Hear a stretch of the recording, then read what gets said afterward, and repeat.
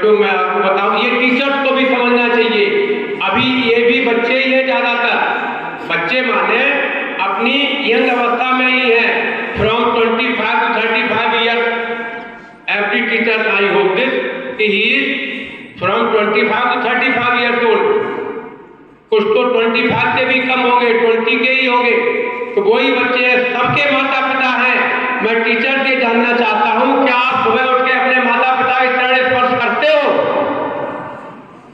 इसमें से देखिए, सही सही बोलो, हमारे यहाँ 10 टीचर खड़े हैं, 10 में से 8 नहीं करते होंगे। समझ रहे कि नहीं? कारण है उसका हम लोगों की हैबिट नहीं है, और कोई बात नहीं है।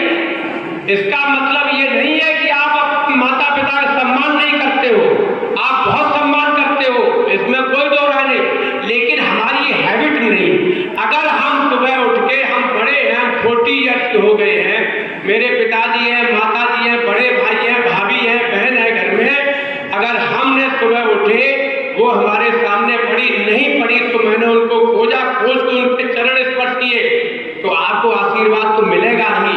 लेकिन आपसे जो छोटे होंगे, आप जो अनुज होंगे, आपके भ्राता और बहनें जो आपके अनुज होंगे, छोटे होंगे, वो आया आपके बच्चे होंगे, वो अपने आप से आपको देख के ही अपने से बड़ों के पैर छूने लगेंगे। तो ये हम लोगों को भी, हमको जब हम बड़े हो गए, क्या ये दिखावा है? क्या पैर छूना दिखावा नहीं है? ये हमको आदत में डालना चाहिए। हमसे ही तो ये सीखेंगे। अगर हम अपने घर में इसको नहीं अपनाएंगे तो ये नहीं सीखेंगे। तो हमारे शिक्षकों को भी, हम सबको सुबह उठ के, जो हमारे परिवार में हमसे बड़े हैं, उनके हम चरण छूकर उनका आशीर्वाद अवश्य लें। और भाई आप लोग भी करें। मैं बता रहा हूँ, वैसे मैं जानता हूँ, मैं कभी कभी कोई लेख डालता हूँ बालाजी टीचर्स ग्रुप में, आप लोग नहीं पढ़ते हो, ये भी मैं जानता हूँ, आप लोग पढ़ते नहीं हो, लेकिन मैं फिर भी डाल देता हूँ। एक दो लोग उसको पढ़ते हैं तो रिस्पॉन्ड करते हैं। आज भी मैंने ये कितना अच्छा, मान लीजिए वो कहानी ही है, हम ये नहीं कह रहे कि वो कोई ओरिजिनल मेरे सामने घटना घटित हुई, वो कहानी ही है, लेकिन उसका मैंने आज ये लेख एक डाला था कि ये पिताजी है, ठीक है, उन्होंने अपने बेटे को बहुत पढ़ाया लिखाया, और बहुत पढ़ा लिखा करके उस बच्चे ने भी अपनी माता पिता की बात हमेशा मानी और बहुत मेहनत से वो पढ़ा, और बहुत बड़ा एक कंपनी में चीफ एग्जीक्यूटिव अफसर बन गया। मतलब पूरी कंपनी को चला रहा। जो मालिक होता है, मालिक के बाद सेकंड नंबर उसी को होता है, पूरी कंपनी चला रहा है, बहुत बड़ा अफसर बन गया। उसके अधीन हजारों कर्मचारी काम कर रहे हैं। तो एक दिन उसके पिता की इच्छा हुई कि भाई जाकर के, मेरा बेटा इतना बड़ा अफसर हो गया, तो मैं जाकर के कम से कम उसके ऑफिस में देख के आऊं, कैसे रहता है, क्या करता है, कैसा उसका रुतबा है। तो गया अपने पिताजी के ऑफिस में, तो पिताजी उसके ऑफिस में गए अपने बेटे के, तो बाकायदा उसका बेटा, बहुत बड़ा चैम्बर उसका, बहुत अच्छा ऑफिस, और बहुत बड़ी टेबल, ऊंची चेयर, उसमें बैठे और तमाम कर्मचारी काम कर रहे हो। तो पिताजी गए, पिताजी को उसने देख नहीं पाया, धीरे से पीछे से आ गए। उसने देख तो लिया, लेकिन उसने शो नहीं किया, क्योंकि पिताजी छुप के जाना चाहते थे। पिताजी ऐसे जाना चाहते थे कि हमारा बेटा हमको देख न पाए। तो पीछे से गए, उसके पीछे खड़े हो गए, उसने देख लिया। फिर पिताजी बोले, वो समझे हमारा बेटा हमको पहचान तो लेगा ही। तो पिताजी फिर उसको पुत्र रूप में ही संबोधित करते हुए बोले कि बेटा,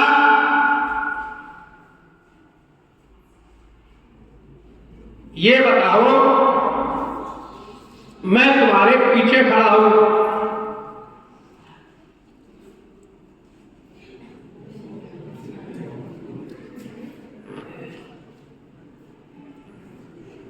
तो हमको ये बताइए कि दुनिया में सबसे शक्तिशाली कौन व्यक्ति है? तो पिताजी ये सोच रहे थे कि बेटा ये बताएगा कि हमारे पिताजी ने शक्तिशाली कौन है, सबसे शक्तिशाली हमारे लिए तो हमारे पिताजी है। तो पिताजी सोचे हमारा नाम लेगा तो पिताजी आप सबसे शक्तिशाली है। लेकिन बेटे ने क्या कहा कि पिताजी दुनिया में इस समय सबसे शक्तिशाली मैं हूं, अपने को बताया उसने। तो उनके पिताजी को बड़ा कष्ट भी हुआ ये सुन के कि मैं तो क्या एक्सपेक्ट कर रहा था कि ये बताएगा हमारे पिताजी सबसे शक्तिशाली है, इसने तो मेरा अपमान कर दिया। तो उनको बड़ी निराशा हुई और उनको कष्ट हुआ, उनकी आंखों में आंसू आ गए। फिर वो चुपचाप दफ्तर से वापस चल दिए उसके सामने वाले गेट से। जब सामने दरवाजा, बेटा कुछ नहीं बोला, सामने गेट तक पहुंच गए। उन्होंने कहा मैं जा ही रहा हूं अब, लेकिन फिर वो पीछे मुड़े। फिर उनके मन में आया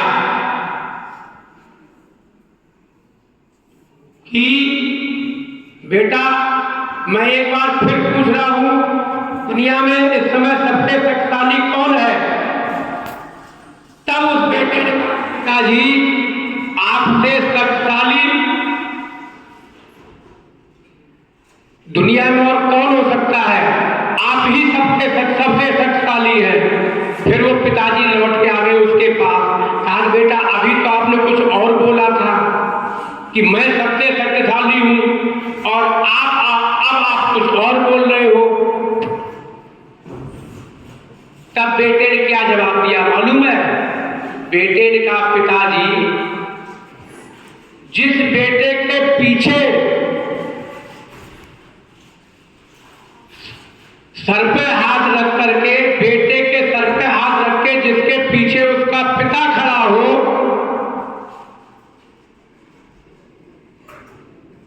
उस समय दुनिया में उस बेटे से शक्तिशाली कोई नहीं हो सकता है, क्योंकि उसके सर पर उसके पिता का हाथ है। तो आप लोग बेटा ये समझो, आप लोगों के सबके पिताजी माता पिता हैं, तो आप बहुत भाग्यशाली हैं, बहुत सौभाग्यशाली हैं। तो मैं फिर ये कहूंगा अपने शिक्षकों से भी, देखो हम बड़े हो गए इसके माने ये नहीं है कि हम सब अच्छा ही करते हैं, बल्कि आपसे ज्यादा गलतियां हम लोग करते हैं। आप तो अनजाने में बेटा गलती करते होंगे, छोटे बच्चे हो, हम लोग जानबूझकर गलतियां करते हैं। आपकी गलतियां तो भगवान माफ कर देंगे, लेकिन हम लोगों की गलतियां भगवान कभी माफ नहीं करेंगे। तो ये ध्यान रखो, हम लोग बड़े हो गए उसके बाद भी माता पिता का बड़ों का अपमान करते हैं। छोटी छोटी बातों पर हम अपने माता पिता को ऐसे जवाब देते हैं कि शायद वो कभी जीवन में फिर उसको भूलेंगे नहीं। अपने भाइयों से शादी ब्याह हम लोगों को हो गई, भाइयों से लड़ जाते हैं छोटी छोटी बातों के लिए। आप हर परिवार में देखो भाइयों में कितना झगड़ा चलता है, माता पिता को कितना बड़े होकर के कभी कभी हम लोग ऐसी बातें कह देते जो कभी नहीं कहना चाहिए। तो मेरा कहने का मतलब ये था कि देखो जब माता पिता का आशीर्वाद हमारे प्रत्यक्ष रूप में, परोक्ष रूप में तो चले जाएंगे, तब भी हम उनका स्मरण करेंगे तो हमारा काम बनेगा, आशीर्वाद हमको देंगे।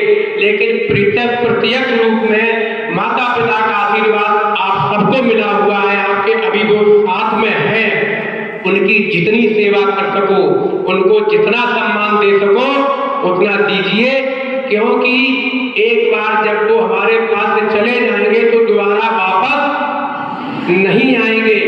तब बेटा हमारे पास पछताने के अलावा कोई और कुछ और होगा नहीं, और पछताने से कुछ होता नहीं, क्योंकि एक कहावत है ना पुरानी कि अब पछताए होत का जब चिड़िया चुन गई खेत। हमने जब पहले अपने फसल की रक्षा की नहीं, पक्षी चुन गए, अब हम सर पीट रहे हैं तो कुछ नहीं होगा।